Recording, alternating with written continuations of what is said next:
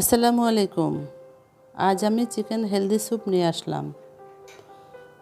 ঝটপট রেডি করার মতো একটি স্যুপ।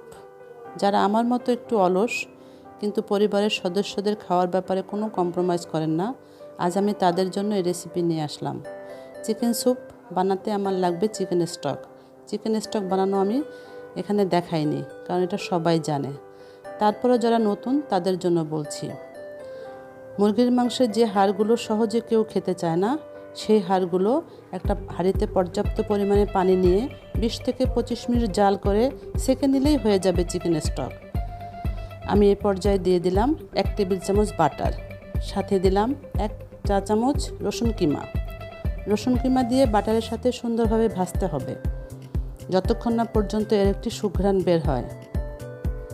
সুঘ্রাণ বের হওয়ার পরে আমি দিয়ে দেব আমার বানানো চিকেন স্টক।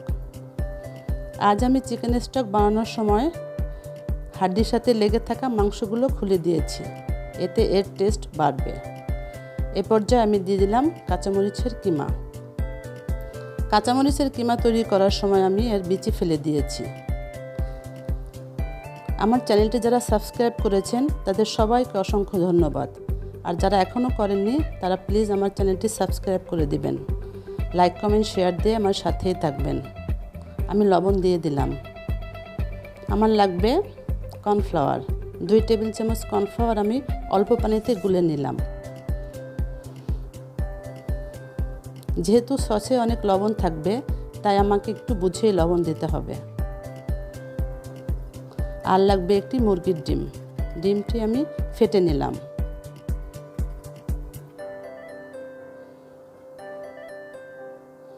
চিকেন স্টক যখন ফুটে উঠবে, এ পর্যায়ে আমাকে দিয়ে দিতে হবে 1 টেবিল চামচ ডার্ক সয়া সস আর 2 টেবিল চামচ টমেটো সস।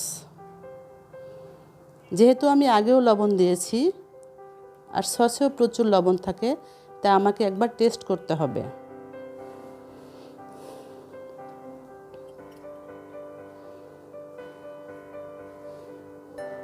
আমার লবণের পরিমাণ ঠিক আছে।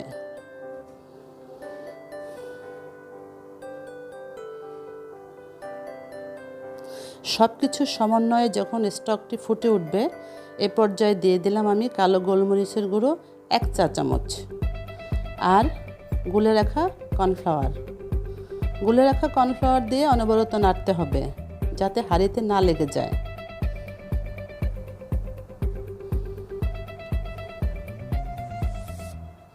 কর্নফ্লাওয়ার দেওয়ার পরে যখন আমার এর ঘনত্বটা আমার পছন্দ মতো হবে, এ পর্যায়ে আমাকে দিয়ে দিতে হবে ফ্যাটানো ডিম। ফ্যাটানো ডিম দিয়েও অনবরত নাড়তে হবে, তা না হলে ডিমটা এক জায়গায় দলা পেকে যাবে।